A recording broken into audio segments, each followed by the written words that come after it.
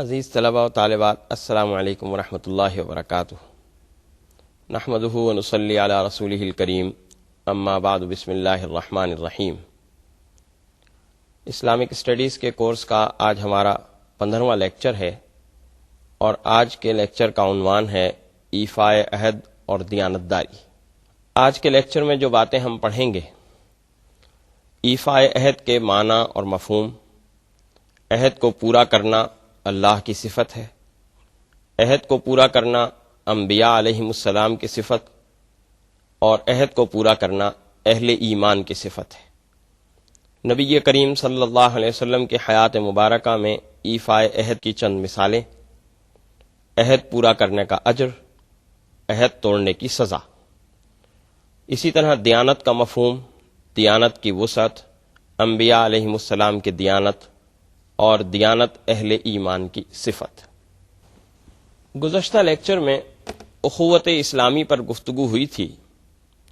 اور اخوت اسلامی کے موضوع پر اس گفتگو میں ان چیزوں پر بھی بات ہوئی تھی کہ جو چیزیں اخوت اسلامی کو ترقی دیتی ہیں، اس کو فروغ دیتی ہیں اور اس کے فروغ میں مدد دیتی ہیں، اور ان چیزوں پر بھی گفتگو ہوئی تھی جو اخوت اسلامی کے ضمن میں رکاوٹ پیدا کرنے والی ہیں۔ ایفاء عہد اور دیانتداری یہ دو اہم بنیادی صفات ہیں جو اس سلسلے میں بڑی اہمیت کے حامل ہیں، اس لیے کہ عہد کو پورا کرنا اخوت اسلامی کو ترقی دیتا ہے، اور عہد کو توڑنا اخوت اسلامی میں رکاوٹ پیدا کرتا ہے۔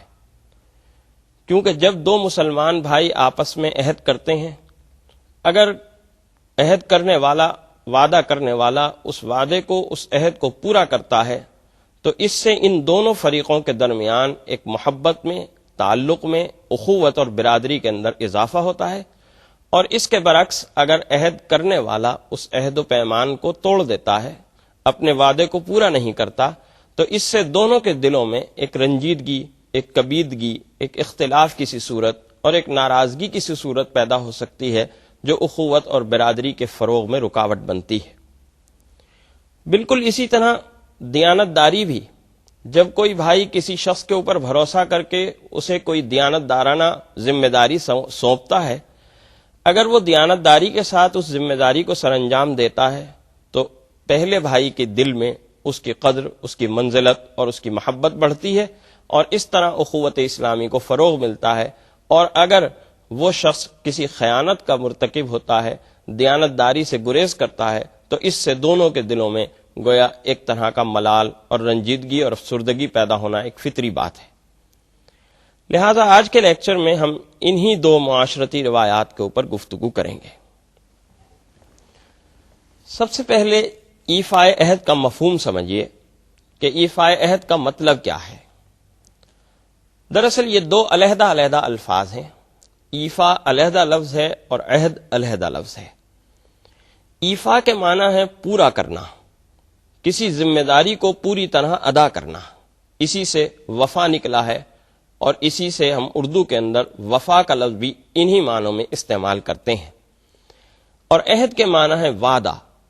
کوئی بھی پختہ عہد و پیمان، کوئی بھی پختہ وعدہ جو آپ کسی دوسرے سے کرتے ہیں، اس کو عربی میں عہد کہا جاتا ہے۔ ہم نے تقویٰ کے لیکچر کے اندر یہ بات پڑھی تھی، آپ کو یاد ہوگا کہ تقویٰ کے معنی انسانی زندگی کے اندر ایک شعور اور احساس کا بیدار ہونا اور پیدا ہونا ہے۔ تقویٰ کے نتیجے میں انسان کی عبادات کے اندر بھی ایک احساس و شعور زندہ ہو جاتا ہے، اس کی عبادات بھی ایک خاص قسم کے احساس و شعور کے ساتھ ہوتی ہیں، اور اس کے معاملات اور اخلاقیات میں بھی ایک خاص قسم کا احساس اور شعور زندہ ہو جاتا ہے۔ وعدوں کے سلسلے میں یہ احساس اور شعور جو انسانی ذہن کے اندر زندہ ہوتا ہے، بڑی اہمیت کا حامل ہے، اس لیے کہ وعدے کے سلسلے میں احساس کا پیدا ہونا یہ انسان کے لیے اس وعدے کو پورا کرنے کے لیے ضروری اور لازمی ہے۔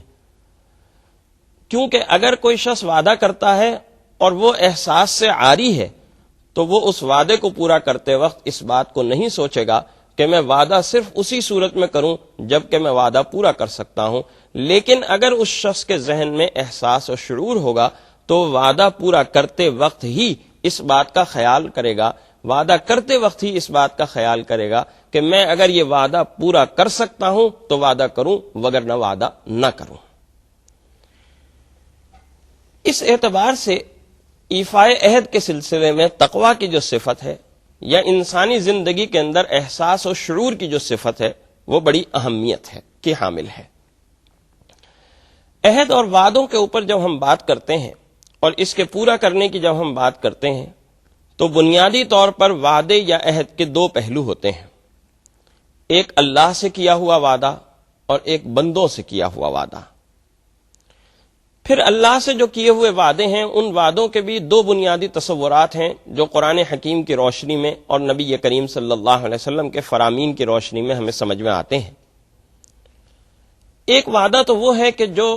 تمام انسانوں نے اللہ سے کیا تھا، اور اس وعدے کو، اس عہد و پیمان کو حق تعالی جل شانہ نے، اللہ تعالی نے سورۃ الاعراف میں آیت نمبر 172 میں نقل فرمایا۔ ارشاد الہی ہے، وَإِذْ أَخَذَ رَبُّكَ مِن بَنِي آدَمَ مِن ظُهُورِهِمْ ذُرِّيَّتَهُمْ وَأَشْهَدَهُمْ عَلَىٰ أَنفُسِهِمْ أَلَسْتُ بِرَبِّكُمْ قَالُوا بَلَىٰ شَهِدْنَا۔ اور وہ وقت یاد رکھو جب آپ کے پروردگار نے آدم کی پشت سے ان کی اولاد کو نکالا اور ان پر خود انہی کو گواہ بنا کر پوچھا کہ کیا میں تمہارا پروردگار نہیں ہوں؟ سب بولے ضرور ہیں، ہم نے گواہی دی۔ حضرت آدم علیہ السلام کی پوری اولاد نے، بلکہ آپ یوں سمجھیے کہ اولاد آدم کے ہر فرد نے اس عہد و پیمان کے اندر اور اس وعدے کے اندر اللہ کی ربوبیت کا اقرار کیا، اور اللہ کی ربوبیت کے اس اقرار کے ضمن میں یہ بات تسلیم کی کہ ہم اللہ کی ربوبیت کے تقاضوں کو سمجھیں گے، اللہ کی اطاعت اور فرمانبرداری کریں گے، اور اللہ کی ذات اور اللہ کی صفات کے اندر کسی دوسرے کو شریک نہیں ٹھہرائیں گے۔ یہ اس عہد و پیمان کا تقاضا تھا، اور یہ وہ عہد ہے کہ جس میں سارے کے سارے انسان شریک ہیں جو اس دنیا کے اندر آنے والے ہیں، خواہ وہ کسی بھی دور میں، کسی بھی سن میں، کسی بھی صدی میں آئیں، کسی بھی علاقے میں آئیں، کسی بھی خاندان کے فرد ہوں، کسی بھی مذہب اور کسی بھی ملت سے تعلق رکھتے ہوں۔ اس عہد و پیمان کو، اس وعدے کو عہد الست کے نام سے یاد کیا جاتا ہے۔ اللہ سے کیا ہوا دوسرا وعدہ وہ ہے کہ جو اہل ایمان نے کیا، اس لیے کہ ایک بندہ مومن جب کلمہ پڑھتا ہے، اشہد ان لا الہ الا اللہ وحدہ لا شریک لہ واشہد ان محمدا عبدہ ورسولہ، یہ بھی ایک عہد و پیمان ہے، ایک وعدہ ہے، اور وہ وعدہ کرتا ہے کہ میں اس بات کی گواہی دیتا ہوں کہ اللہ کے سوا کوئی معبود نہیں ہے، اور میں اس بات کی بھی گواہی دیتا ہوں کہ نبی کریم صلی اللہ علیہ وسلم، محمد صلی اللہ علیہ وسلم اللہ کے بندے اور اللہ کے رسول ہیں۔ میں زندگی بھر ان دونوں وعدوں کے تقاضوں کو سمجھوں گا،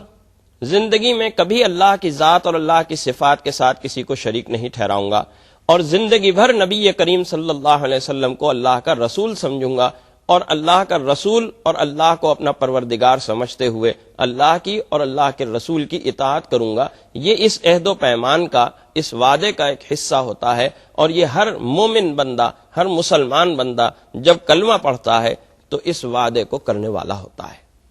گویا عہد و پیمان کے یا اللہ سے کیے ہوئے وعدے کے دو بنیادی تصورات ہو گئے، ایک وہ وعدہ کہ جو تمام انسانوں نے کیا، اور ایک وہ وعدہ جو اہل ایمان نے کیا۔ اللہ سے کیے ہوئے وعدے کے ان دو تصورات کو سمجھنے کے بعد اب یہ بات سمجھیے قرآن و حدیث کی روشنی کے اندر کہ وعدے کو پورا کرنا کتنا ضروری ہے۔ حق تعالی جل شانہ نے قرآن کریم میں اور نبی کریم صلی اللہ علیہ وسلم نے اپنی احادیث نبویہ میں اس کی اہمیت کو کس کس طرح سے اجاگر کیا ہے۔ وعدے کو پورا کرنے کی اہمیت کا اندازہ اس بات سے ہوتا ہے کہ حق تعالی جل شانہ نے اپنی صفت کے طور پر انبیاء علیہم السلام کی صفت اور اہل ایمان کی صفت یہ بیان کی کہ وہ وعدے کو پورا کرتے ہیں۔ خود حق تعالی جل شانہ اپنے متعلق ارشاد فرماتے ہیں، ان اللہ لا یخلف المیعاد، کہ بلا شبہ اللہ تعالی وعدے کے خلاف نہیں کرتا۔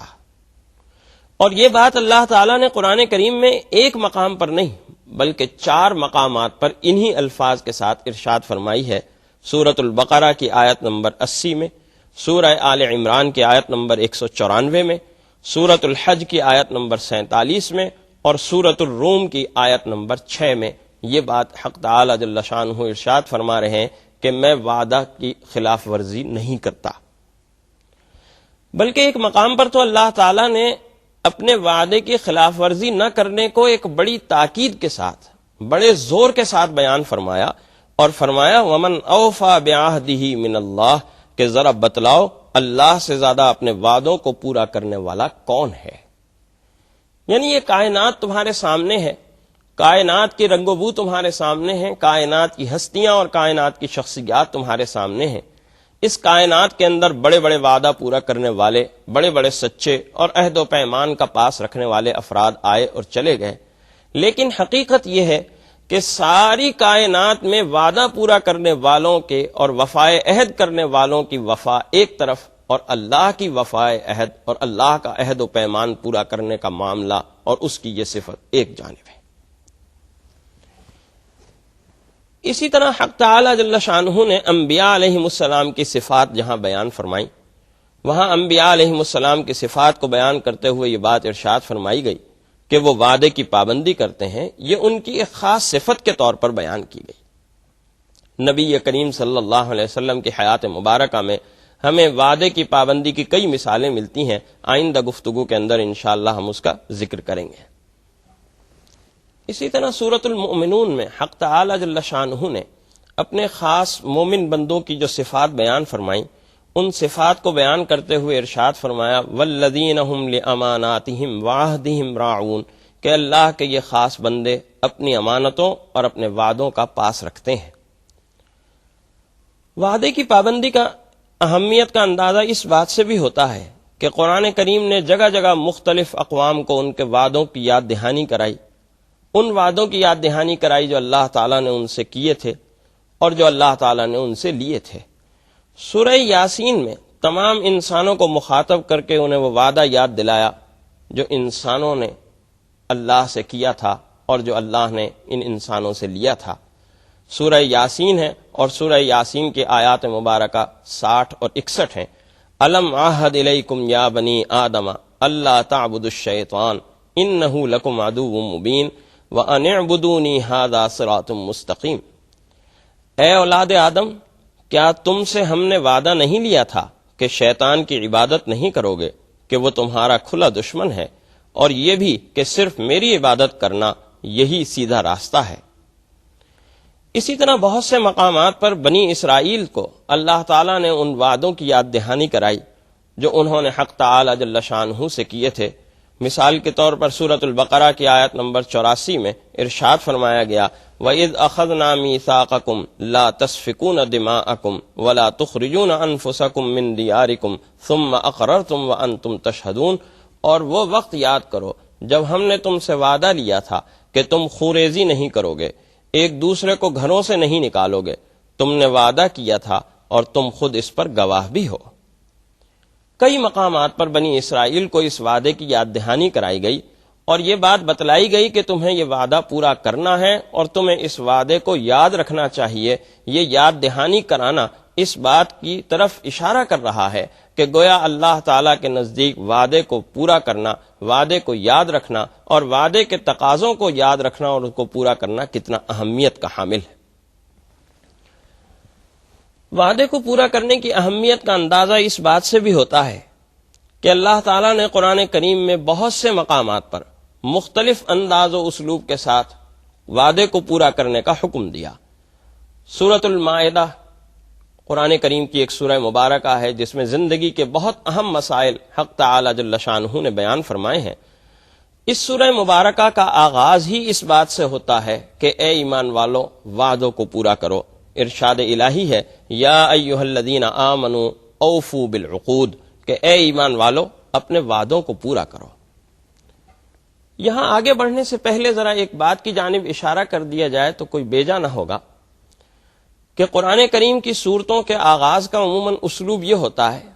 کہ شروع میں آغاز میں اللہ کی حمد و ثنا کو بیان کیا جاتا ہے، کچھ تمہیدی گفتگو ہوتی ہے اور تمہیدی گفتگو کے بعد اصل موضوع کی طرف قرآن کریم آتا ہے. لیکن جس سورہ مبارکہ میں کوئی بہت اہم مضمون شروع کرنا ہوتا ہے، کسی بہت اہم مضمون کی طرف اشارہ کرنا مقصود ہوتا ہے، تو وہاں حق تعالی جل شانہ سورہ مبارکہ کے آغاز میں تمہیدی کلمات یا تسبیح کے کلمات یا تحمید کے کلمات نہیں ارشاد فرماتے، بلکہ براہ راست اس موضوع کو شروع فرما دیتے ہیں۔ یہاں سورۃ المائدہ کا آغاز بھی اسی طرح سے ہو رہا ہے کہ آغاز میں نہ کوئی تمہید ہے، نہ کوئی کلمات حمد ہیں، نہ کوئی کلمات تسبیح ہیں، نہ حروف مقطعات ہیں، بلکہ ایک دم سے آغاز ہوتا ہے یا ایھا الذین آمنوا اوفوا بالعقود۔ اور یہ بات اس لیے ہے کہ یہ معاملہ بہت اہم تھا، یہ موضوع بہت اہم تھا، یہ بات بڑی اہم تھی، اس لیے حق تعالی جل شانہ نے سورت شروع ہوتے ہی اس بات کو ارشاد فرمایا۔ پھر یہاں ایک بات ہمارے بر صغیر کے ایک مفسر نے اس آیت کی تفسیر کے اندر بڑی خوبصورت لکھی۔ انہوں نے کہا کہ صاحب عقود عقد کی جمع ہے، اور یہ ہر عہد شرعی کو شامل ہے، خواہ اس کا تعلق خالق سے ہو یا مخلوق سے ہو۔ یعنی وہی بات جو ہم نے شروع میں کہی کہ بعض وعدے تو وہ ہوتے ہیں کہ جو ہم نے اپنے خالق کائنات سے کیے ہیں، بعض وعدے وہ ہوتے ہیں جو ہم آپس میں ایک دوسرے سے کرتے ہیں۔ اوفو بالعقود کے اندر یہ تمام وعدے شامل ہیں، وہ وعدے بھی شامل ہیں کہ جو ہم نے اللہ سے کیے ہیں، اللہ کے رسول سے کیے ہیں، اور وہ وعدے اور وہ عہد و پیمان بھی شامل ہیں جو ہم آپس میں ایک دوسرے سے کرتے ہیں، خواہ وہ تعلق ان وعدوں کا تعلق تجارت سے ہو، معاشرت سے ہو، اخلاقیات سے ہو، یا کسی اور معاملے سے ہو۔ سورۃ الانعام کی آیات مبارکہ 152 اور 153 کا حوالہ پہلے بھی گزرا ہے، جس میں معاشرتی اقدار کی تعلیم دی گئی ہے۔ ان معاشرتی اقدار اور معاشرتی روایات کی تعلیم دیتے ہوئے حق تعالی جل شانہ نے یہ بھی ارشاد فرمایا وَبِعَهْدِ اللَّهِ أَوْفُوا، اور اللہ سے جو وعدہ کیا ہے اسے پورا کرو۔ اسی طرح سورۃ النحل کی آیات مبارکہ 90، 91 اور 92 میں کچھ اخلاقی تعلیمات کا ذکر ہے۔ ان تعلیمات کی اہمیت کا اندازہ اس بات سے ہوتا ہے کہ حق تعالی جل شانہ وہاں ان تعلیمات کا آغاز، ان کی ابتدا ان الفاظ سے کرتے ہیں ان اللہ یأمر، بے شک اللہ تعالی حکم دیتا ہے۔ ان الفاظ سے گویا ان باتوں کی، ان تعلیمات کی، ان ہدایات کی اہمیت واضح کی جا رہی ہے جو اس کے بعد دی جا رہی ہیں، اور ان احکام میں عدل و احسان کا حکم دیا گیا، رشتہ داروں کے حقوق کو ادا کرنے کا حکم دیا گیا، برے کاموں، بے حیائی کی باتوں اور ظلم سے باز رہنے کی تاکید کی گئی، اور پھر آیت نمبر 91 میں ارشاد فرمایا وَأَوْفُوا بِعَهْدِ اللَّهِ إِذَا عَاهَدتُّمْ وَلَا تَنقُضُوا الْأَيْمَانَ بَعْدَ تَوْكِيدِهَا، اور جب تم اللہ سے وعدہ کر لو تو اس وعدے کو پورا کرو، اور قسمیں اٹھانے کے بعد قسمیں نہ توڑو۔ سورہ بنی اسرائیل میں بھی اخلاقی تعلیمات کے ضمن میں یہ ارشاد فرمایا وَأَوْفُوا بِالْعَهْدِ إِنَّ الْعَهْدَ كَانَ مَسْئُولًا، اور وعدے کو پورا کرو، بے شک وعدوں سے متعلق سوال ہوگا۔ وعدہ پورا کرنے کی اہمیت کا اندازہ اس بات سے بھی ہوتا ہے کہ نبی کریم صلی اللہ علیہ وسلم کو سورہ توبہ کے اندر، اس سورہ مبارکہ کے اندر حق تعالی جل شانہ نے کفار اور مشرکین سے بالکل لا تعلق ہو جانے کا حکم دیا، اور یہ بات ارشاد فرمائی کہ غیر مسلموں سے جو غیر معینہ مدت تک کے تمہارے معاہدات ہوئے ہیں، 4 مہینے کا انہیں نوٹس دو، اور 4 مہینے کے بعد ان تمام معاہدات کو ختم کر دو۔ لیکن اس کے ساتھ ساتھ سورہ توبہ کی آیت نمبر 4 میں ایک بات ارشاد فرمائی گئی، فرمایا اِلَّا الَّذِينَ عَاهَدتُّم مِّنَ الْمُشْرِكِينَ ثُمَّ لَمْ يَنقُصُوكُمْ شَيْئًا وَلَمْ يُظَاهِرُوا عَلَيْكُمْ أَحَدًا فَأَتِمُّوا إِلَيْهِمْ عَهْدَهُمْ إِلَى مُدَّتِهِمْ۔ ہاں وہ مشرکین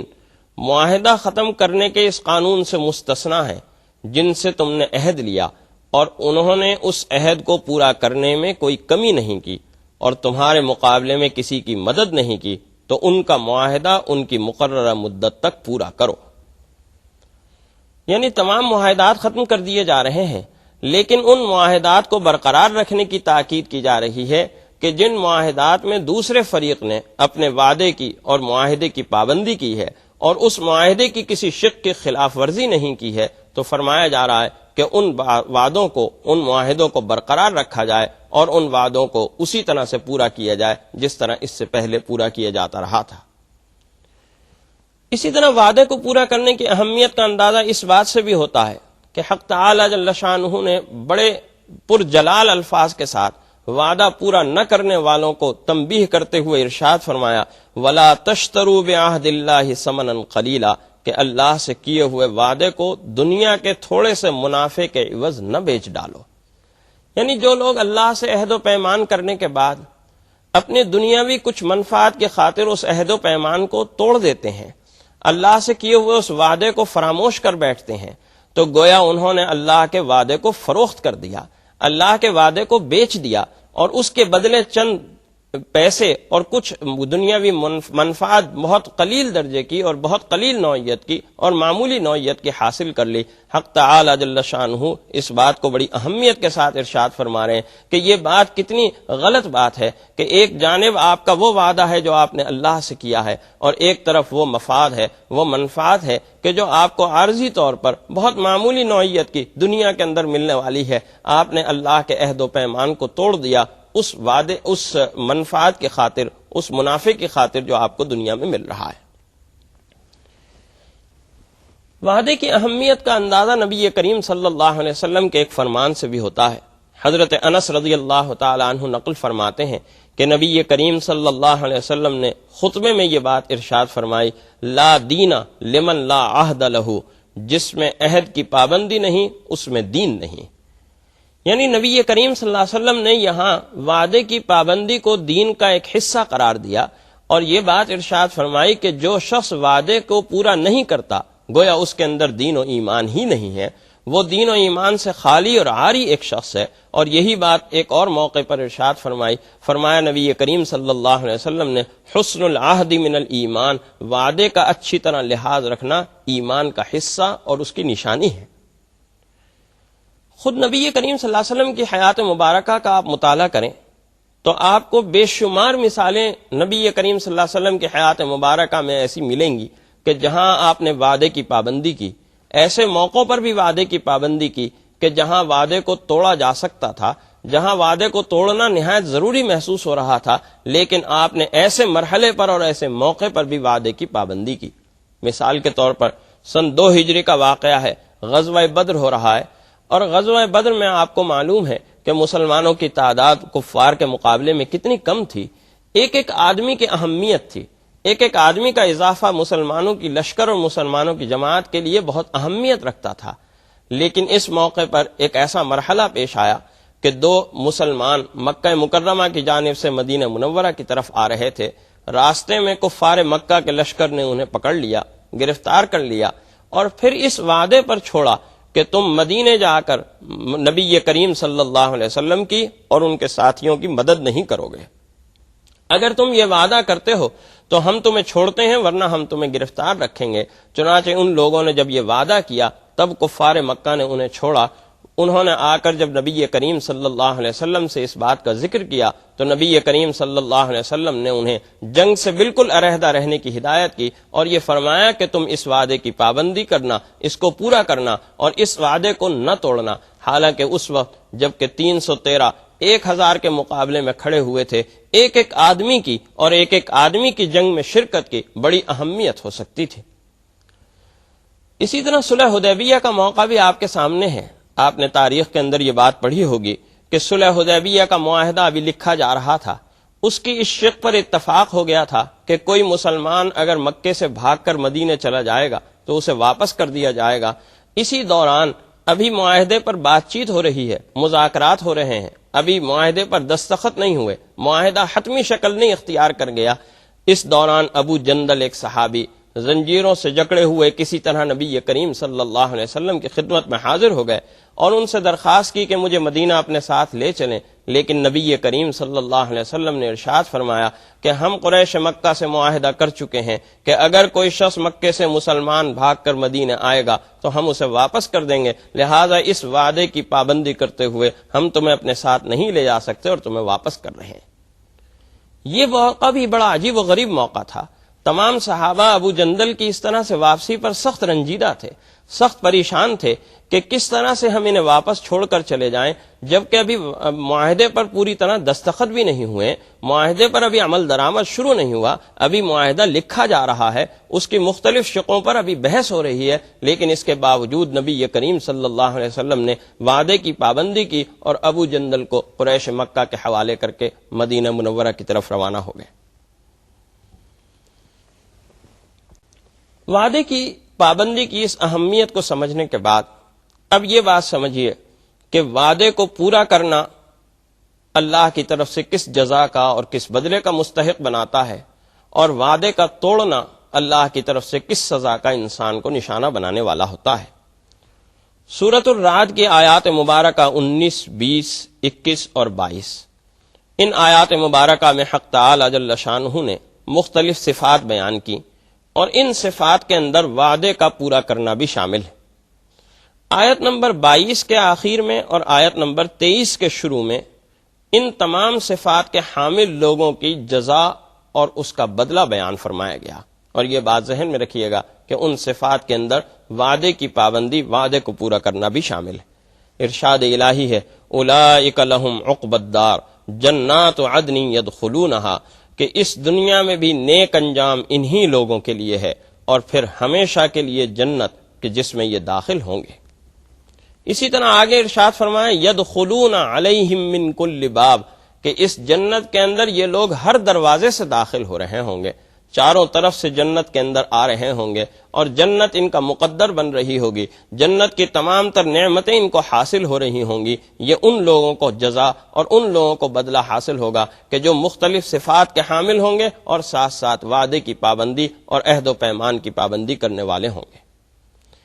اسی طرح مختلف مقامات پر حق تعالی جل شانہ نے عہد و پیمان کو اور وعدوں کو پورا نہ کرنے والوں کی سزا کو بھی بیان فرمایا۔ سورۃ البقرہ میں ارشاد فرمایا گیا کہ وہ سخت نقصان اٹھانے والوں میں سے ہوں گے۔ سورہ آل عمران میں ارشاد فرمایا گیا کہ ان کے لیے عذاب علیم ہوگا، سخت دردناک عذاب ہوگا۔ سورہ اعراف کے اندر انہیں فاسق یعنی بدکار، گناہگار قرار دیا گیا، اور سورۃ الرعد کی آیت نمبر 25 کے اندر بڑی سخت سزا بیان کی گئی۔ فرمایا والذین ینقضون عہد اللہ من بعد میثاقہ ویقطعون ما امر اللہ بہ ان یوصل وَيُفْسِدُونَ فِي الْأَرْضِ أُولَئِكَ لَهُمُ اللَّعْنَةُ وَلَهُمْ سُوءُ الدَّارِ، اور جو لوگ اللہ سے پختہ وعدہ کرنے کے بعد اسے توڑتے ہیں، اور جن رشتوں کو برقرار رکھنے کا اللہ نے حکم دیا ہے انہیں توڑتے ہیں، اور زمین میں فساد مچاتے ہیں، ایسے لوگوں پر لعنت ہوگی، اور اس دنیا میں بھی ان کے لیے خرابی ہی خرابی ہوگی۔ اس سے آپ کو اندازہ ہوا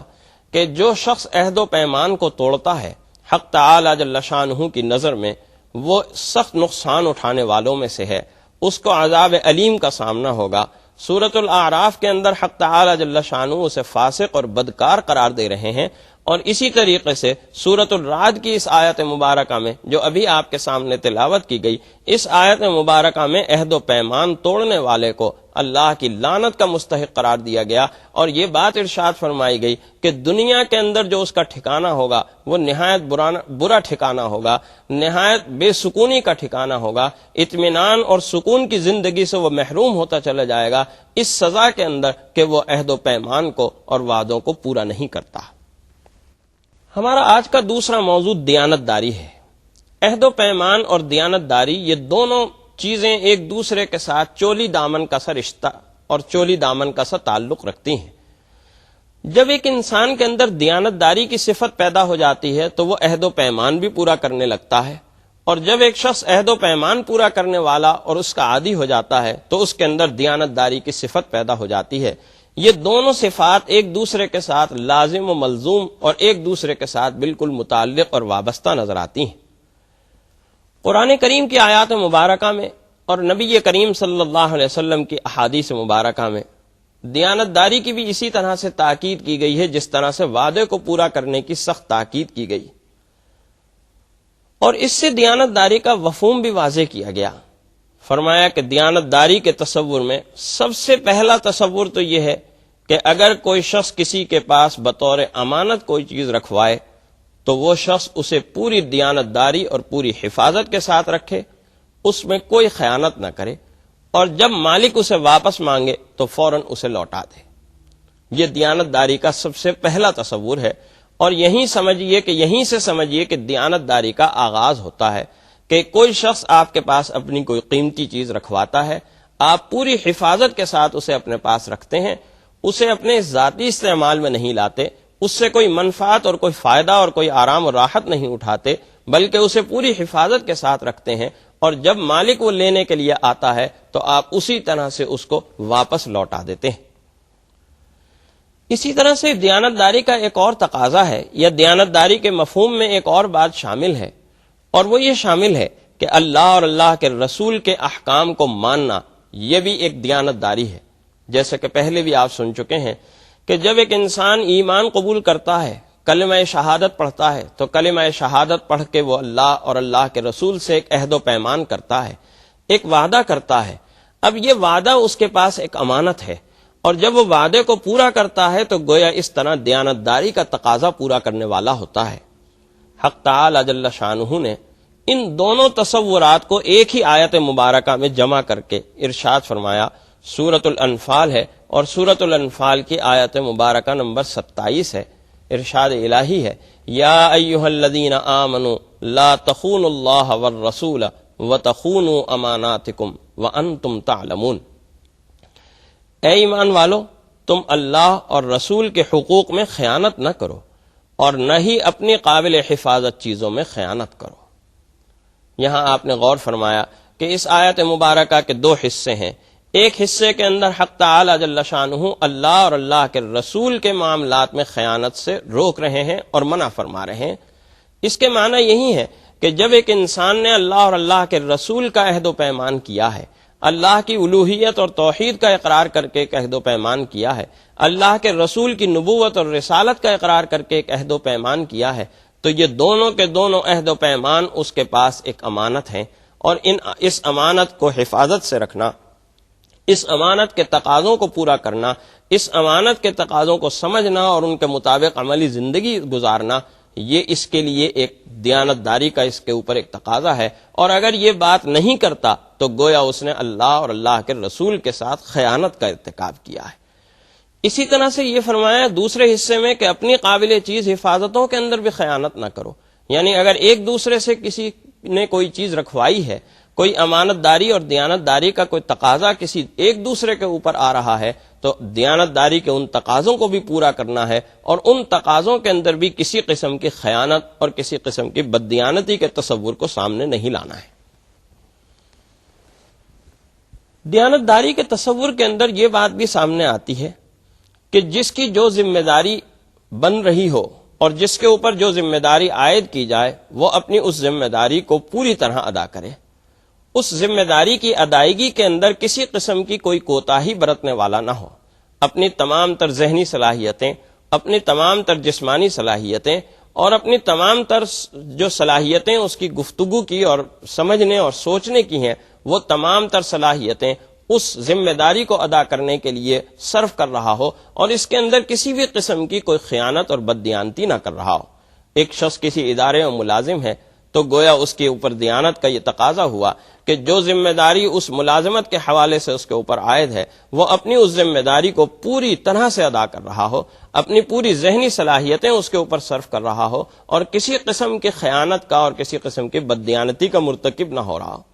ایک استاد جب جماعت کو پڑھا رہا ہے تو وہ بھی اس کے اوپر بھی دیانت داری کا تقاضا ہے کہ وہ اپنی پوری ذمہ داری کے ساتھ اپنی جماعت کو پڑھانے والا ہو، اس سلسلے میں کسی قسم کی بددیانتی کا مرتکب نہ ہو رہا ہو۔ اسی طرح ایک طالب علم جب ایک جماعت کے اندر بیٹھا ہوا ہے، ایک جماعت کے ساتھ وابستہ ہے، ایک ادارے کے ساتھ وابستہ ہے، کسی یونیورسٹی کسی کالج کا طالب علم ہے، تو دیانت داری کا تقاضا یہ ہے کہ وہ اپنی اس تعلیم کے اندر ہر قسم کی دیانت داری کو ملحوظ رکھنے والا ہو۔ کسی بھی موقع پر، کسی بھی مرحلے پر، خواہ وہ امتحان کا مرحلہ ہو، خواہ وہ امتحان کی تیاری کا مرحلہ ہو، خواہ وہ اسائنمنٹس کی تیاری کا مرحلہ ہو، ٹیسٹ کا مرحلہ ہو، کوئز کا مرحلہ ہو، کوئی بھی مرحلہ ہو، کسی بھی مرحلے کے اوپر وہ کسی بھی قسم کی خیانت کا مرتکب ہونے والا نہ ہو۔ یہ ایک طالب علم کی ذمہ داری ہے۔ تو گویا اپنی ذمہ داری کو پورا کرنا، اپنی ذمہ داری کے تقاضوں کو سمجھنا، یہ بھی دیانت داری کا ایک تقاضا ہے۔ اسی طرح سے اسی کے ساتھ ساتھ دیانت داری کا ایک اور بھی تقاضا ہمیں سمجھ میں آتا ہے، اور وہ یہ کہ حق تعالی جل شانہ یہ بات ارشاد فرماتے ہیں کہ جب کسی شخص کو کوئی ذمہ داری سپرد کرو تو اس بات کو ملحوظ رکھو کہ جس کو جو ذمہ داری دی جا رہی ہے اور جس کے سپرد کی جا رہی ہے، وہ اس ذمہ داری کو اٹھانے کا اور اس ذمہ داری کو ادا کرنے کا اہل بھی ہے یا نہیں ہے۔ چنانچہ سورۃ النساء ہے، اور سورۃ النساء کی آیت مبارکہ نمبر 58 ہے، جس میں حق تعالی جل شانہ ارشاد فرماتے ہیں، ان اللہ یأمرکم ان تؤدوا الامانات الی اہلھا وَإِذَا حَكَمْتُمْ بَيْنَ النَّاسِ أَن تَحْكُمُوا بِالْعَدْلِ۔ بے شک اللہ تعالیٰ تم کو اس بات کا حکم دیتا ہے کہ امانتیں انہی کے سپرد کرو جو اس کے اہل ہیں، اور یہ بھی کہ جب لوگوں کے درمیان فیصلہ کرو تو عدل کے ساتھ کرو۔ اس آیت مبارکہ میں بھی ہمیں دو باتیں نظر آ رہی ہیں، اور وہ ایک بات یہ کہ پہلے حصے میں تو یہ بات سمجھ میں آ رہی ہے کہ ان اللہ یأمرکم ان تؤدوا الامانات الی اہلہا، کہ دوسروں کو جب ذمہ داری سونپو تو یہ بات دیکھ کر سونپو کہ وہ شخص اس ذمہ داری کو اٹھانے کا اور اس ذمہ داری کو پورا کرنے کا اہل بھی ہے یا نہیں۔ اگر اہل ہے تو اس کے ذمہ وہ کام لگاؤ، اور اگر اہل نہیں ہے تو اس کے اوپر وہ کام ایک ذمہ داری عائد نہ کرو۔ اسی طریقے سے دوسرے حصے کے اندر اپنی ذمہ داریوں کے حوالے سے بات کی گئی، اور یہ فرمایا گیا کہ وَإِذَا حَكَمْتُمْ بَيْنَ النَّاسِ أَن تَحْكُمُوا بِالْعَدْلِ، کہ جب لوگوں کے درمیان تم خود کوئی فیصلہ کر رہے ہو، ایک ذمہ داری تم پر عائد ہو گئی ہے کہ دو فریقوں کے درمیان تمہیں کوئی فیصلہ کرنا ہے، تو اس فیصلے کے اندر عدل و انصاف کو ملحوظ رکھنا، عدل و انصاف کے تقاضوں کو ملحوظ رکھنا، یہ تمہاری ذمہ داری ہے۔ یہ اس حوالے سے ذمہ داری ہے کہ تمہیں ان دو فریقوں کے درمیان ایک ثالث اور ایک فیصلہ کن حیثیت دے دی گئی ہے، لہذا اس ذمہ داری کو بھی سمجھنا اور اس ذمہ داری کو ادا کرنا یہ بھی دیانتداری کا ایک تقاضا ہے۔ دیانتداری انبیاء علیہم السلام کی بھی بنیادی صفت ہوتی ہے، اور دراصل یہ بات یوں اہم ہے کہ جیسے آپ کو یاد ہوگا کہ صدق اور سچائی کے موضوع کے اوپر جو گفتگو ہوئی تھی وہاں بھی ہم نے یہ بات کہی تھی کہ صداقت اور سچائی انبیاء علیہم السلام کی بہت اہم صفت ہوتی ہے، ایک ایسی صفت کہ جس صفت کے اوپر ان کی پوری نبوی زندگی کا دار و مدار ہوتا ہے۔ جس طرح صداقت اور سچائی انبیاء علیہم السلام کی زندگی کے اندر، ان کی نبوی زندگی کے اندر، ان کی تعلیمی اور تبلیغی زندگی کے اندر نہایت اہمیت کے حامل ہوتی ہے، اسی طرح سے دیانتداری بھی ان کی نبوی زندگی کے اندر، ان کی رسالتی زندگی کے اندر، ان کی تبلیغی اور تعلیمی زندگی کے اندر نہایت اہمیت کے حامل ہوتی ہے۔ اس لیے کہ نبی جو ہوتا ہے، اللہ کا نبی اور اللہ کا رسول، ایک نہایت اہم ذمہ داری کے اوپر عائد ہوتا ہے۔ اس کے اوپر اللہ کی وحی آ رہی ہے، اور اللہ کی اس وحی کو اسے لوگوں تک پہنچانا ہے۔ اور یہ بات بھی ہم پڑھ چکے ہیں وحی کے ضمن کے اندر کہ جب اللہ کی وحی رسول پر اور نبی پر نازل ہوتی ہے تو کسی دوسرے کو نہیں پتہ چلتا کہ کیا وحی نازل ہوئی، وحی میں کیا الفاظ نازل ہوئے، کیا تعبیر نازل ہوئی، جب تک کہ نبی اور رسول اپنے ساتھیوں کو، اپنے صحابیوں کو، اپنے ماننے والوں کو بتلاتا نہیں ہے۔ ظاہر ہے کہ یہ بات نبی کے لیے نہایت اہمیت کے حامل ہو گئی کہ اگر نبی خدا نہ خواستہ دیانتدار نہیں ہے تو وہ اللہ کی وحی کے ان الفاظ میں کچھ بھی تبدیلی کر سکتا ہے، اس تبدیلی کا کسی کو پتہ نہیں چلے گا، اس لیے کہ ابھی تک وحی کے اصل الفاظ کا کسی کو علم نہیں ہے۔ اس لیے انبیاء علیہم السلام کی زندگی کے اندر، انبیاء علیہم السلام کی حیات مبارکہ کے اندر امانت داری اور دیانت داری نہایت اہمیت کے حامل ہے۔ سورۃ الشعراء میں حق تعالی جل شانہ نے حضرت نوح، حضرت ہود، حضرت صالح، حضرت لوط، حضرت شعیب علیہم السلام، ان تمام انبیاء علیہم السلام کا ذکر کیا، اور ان تمام انبیاء علیہم السلام نے ایک پیغام قوم کو دیا، اور وہ پیغام کیا تھا؟ انی لکم رسول امین، کہ میں تمہارا امانت دار پیغمبر ہوں۔ اسی طرح سورہ دخان کے اندر حق تعالی جل شانہ نے حضرت موسیٰ علیہ السلام کے متعلق بھی انہی الفاظ کے ساتھ اس اعلان کو فرمایا کہ انی لکم رسول امین، کہ میں تمہاری طرف ایک بڑا امانت دار رسول بن کر آیا ہوں۔ اس لیے کہ نبوی زندگی کے اندر، ایک رسالتی زندگی کے اندر امانت اور دیانت کی بڑی اہمیت ہے۔ چنانچہ سورۃ الشعراء میں اس فرشتے کو بھی روح الامین کہا گیا جو فرشتہ اللہ کی طرف سے وحی لے کر نبی کے اوپر نازل ہوتا ہے، یعنی حضرت جبریل امین، ان کو روح الامین کہا گیا۔ ارشاد الہی ہے نزل بہ الروح الامین۔ انبیاء علیہم السلام کی طرح اللہ تعالیٰ نے اہل ایمان اور اپنے خاص بندوں کی صفات کو بیان کرتے ہوئے بھی عہد و پیمان کی جہاں بات کی وہاں امانت داری اور دیانت داری کی بھی بات کی۔ سورۃ المومنون کا حوالہ پہلے بھی گزرا، والذین هم لاماناتهم وعہدهم راعون، کہ جو اپنی امانتوں اور اپنے وعدوں کا پاس رکھتے ہیں۔ اسی طرح سورۃ المعارج میں جنت میں جانے والوں کی صفات کا ذکر کرتے ہوئے حق تعالی جل شانہ ارشاد فرماتے ہیں والذین هم لاماناتهم وعہدهم راعون، بالکل وہی الفاظ ہیں جو سورۃ المؤمنون کے اندر گزرے ہیں۔ ایک اور بات جس سے امانت داری اور عہد و پیمان کی وفاداری اور ان کو پورا کرنا، ان دونوں باتوں کی اہمیت اور زیادہ اجاگر ہو کر اور زیادہ نمایاں ہو کر سامنے آتی ہے، اور وہ یہ کہ نبی کریم صلی اللہ علیہ وسلم نے اپنے ایک فرمان مبارک میں منافق کی، بلکہ ایک خالص منافق کی 4 نشانیاں بتلائیں، اور ان 4 نشانیوں میں سے جو 2 نشانیاں ہیں وہ کیا ہیں؟ فرمایا کہ یہ منافق جب بھی وعدہ کرے گا وعدے کی خلاف ورزی کرے گا، اور جب بھی اس کے پاس امانت رکھوائی جائے گی اس امانت کے اندر خیانت کرنے والا ہوگا۔ آپ نے اندازہ لگایا کہ نبی کریم صلی اللہ علیہ وسلم کے اس فرمان کے مطابق ایک منافق کے اندر جو 4 خامیاں ہیں، یا ایک منافق کی جو 4 خصوصیات ہیں، ان 4 خصوصیات میں سے 2 خصوصیات وعدے کی خلاف ورزی اور امانت کے اندر خیانت کرنا ہے۔ اس کے معنی یہ ہیں کہ اگر یہ 2 صفات اور یہ 2 خصوصیات کسی کے اندر پیدا ہو گئی ہیں تو وہ 50% منافق، آدھا منافق تو ہو چکا ہے، باقی آدھا منافق ہونا اس کے لیے باقی رہ گیا ہے۔ اس ساری بحث سے ہم اس نتیجے کے اوپر پہنچے ہیں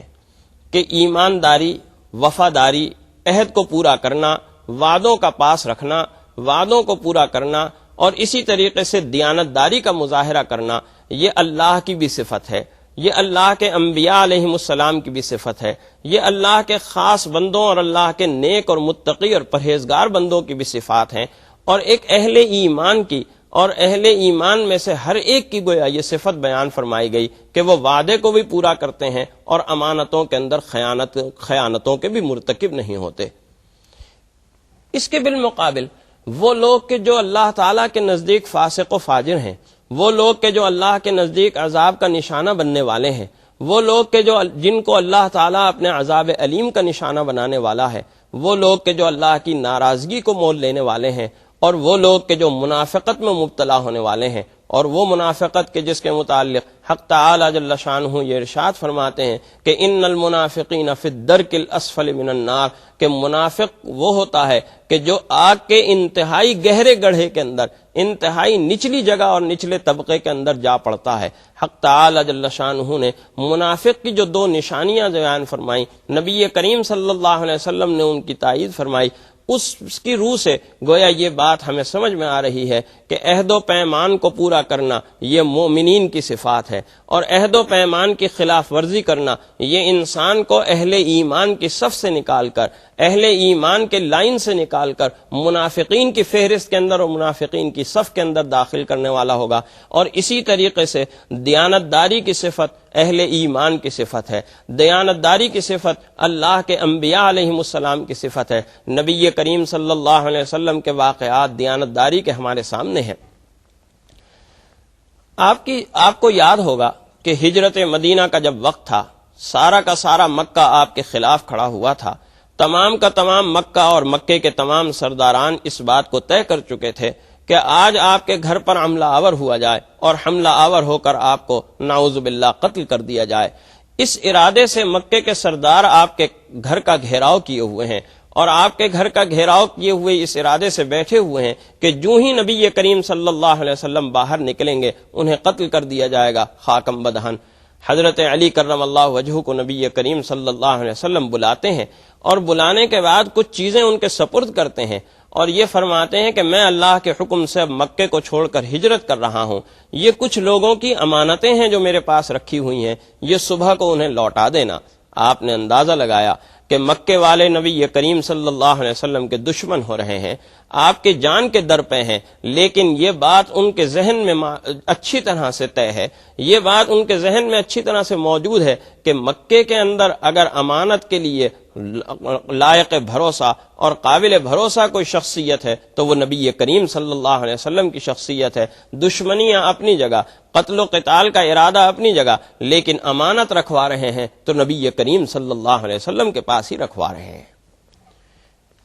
اس ساری بحث کے بعد اب ہم اس نتیجے پر پہنچے ہیں کہ ایک مومن بندے کی حیثیت سے ہمیں بھی اس بات کا عہد کرنا چاہیے، ہمیں بھی اس بات کا ارادہ کرنا چاہیے کہ ہم جو بھی وعدہ کریں گے چاہے وہ اللہ سے وعدہ کریں اور چاہے ہم آپس میں ایک دوسرے سے وعدہ کرنے والے ہوں، ہم اس وعدے کو پورا کرنے والے ہوں گے۔ ہمارے پاس جو جو امانتیں ہوں گی، ہمارے پاس جو جو ذمہ داریاں ہوں گی، ہم ان ذمہ داریوں کو بھی پورا کرنے والے ہوں گے۔ ان ذمہ داریوں کے اندر کسی قسم کی خیانت کے مرتکب ہونے والے نہیں ہوں گے، اور جو جو امانتیں ہمارے پاس ہوں گی، ہم ان امانتوں کو پوری طرح محفوظ رکھنے والے اور ان امانتوں کو پوری طرح حفاظت کرنے والے ہوں گے، ان ذمہ داریوں کو پوری طرح ادا کرنے والے ہوں گے۔ حق تعالی جل شانہ ہمیں توفیق نصیب فرمائے کہ ہم عہد و پیمان کا بھی پاس رکھیں، اپنے وعدوں کو بھی پورا کرنے والے ہوں، اور جو امانتیں ہمارے پاس رکھوائی جائیں ان امانتوں کو بھی حفاظت کے ساتھ رکھنے والے اور اس میں کسی بھی قسم کی بددیانتی کرنے والے نہ ہوں۔ حق تعالی جل شانہ ہمیں یہ توفیق نصیب فرمائے۔